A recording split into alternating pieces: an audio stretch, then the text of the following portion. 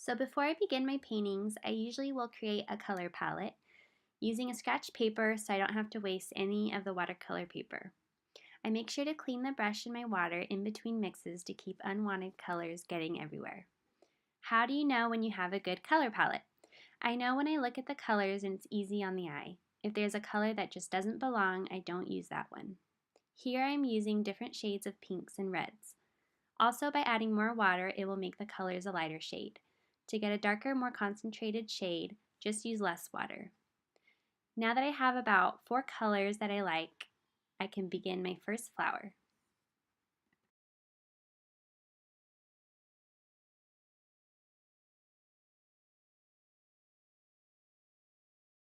I'm going to be making some flowers that kind of look like peonies or ranunculus flowers or something in between.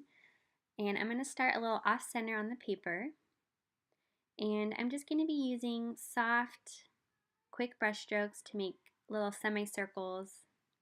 And I'm going to keep going around until it makes a circle and then kind of a big ball. So these are going to be all the different layers of the petals. I'm not spending a bunch of time on each flower because I can always go back over later. I just want to get the general idea that it's a flower.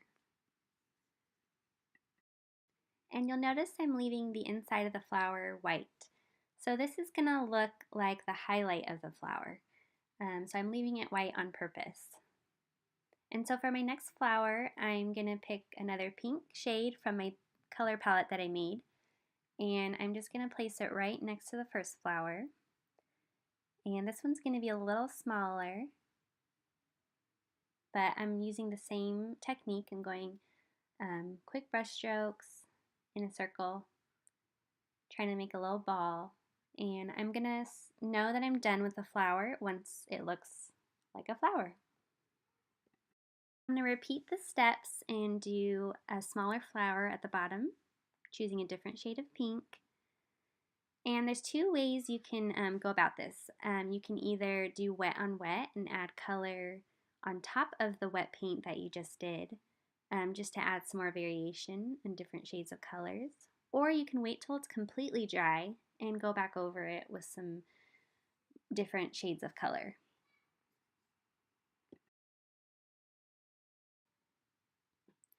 Next, I'm going to do the leaves. So before I begin, I'm going to make another color palette of different shades of greens and blues. I'm going to test them right below my pink color palette to see how I like them together.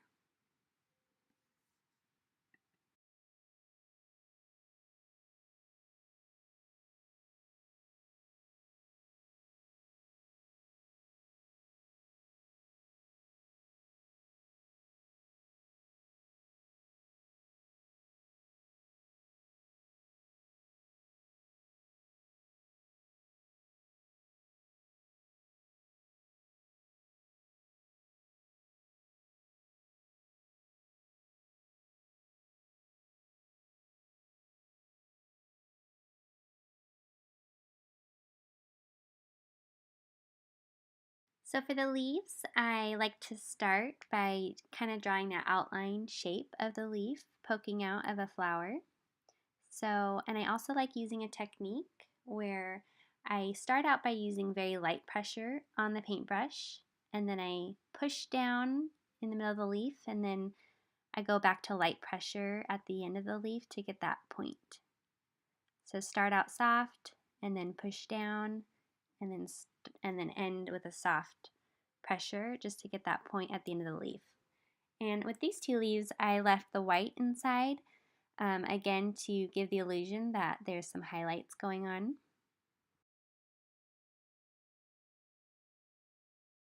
So now I'm going to add different leaves just for some variation. And I'm choosing different colors from my green color palette. And so you can do whatever kind of leaves you want. I just like these little furry leaves. I think they add a little bit of whimsy. And then I always like to do an odd number of leaves. And so I'm going to do one more.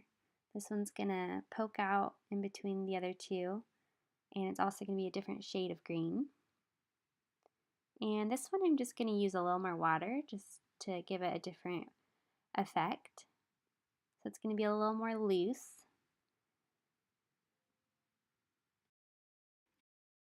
Now I'm going to add some more shades of green back over the wet paint just to add a little more depth, a little more variety of colors.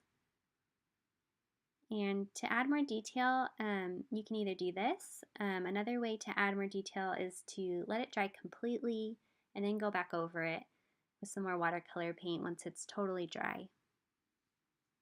And that's what's fun about watercolor is if you wait for it to dry, it's going to look so different than when it's wet.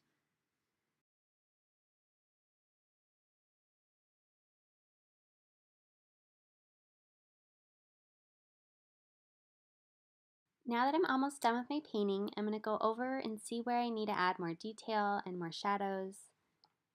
Again, if you wait until the paint is completely dry, then you can have a better idea if it needs extra paint or if there's some areas that need some more detailing.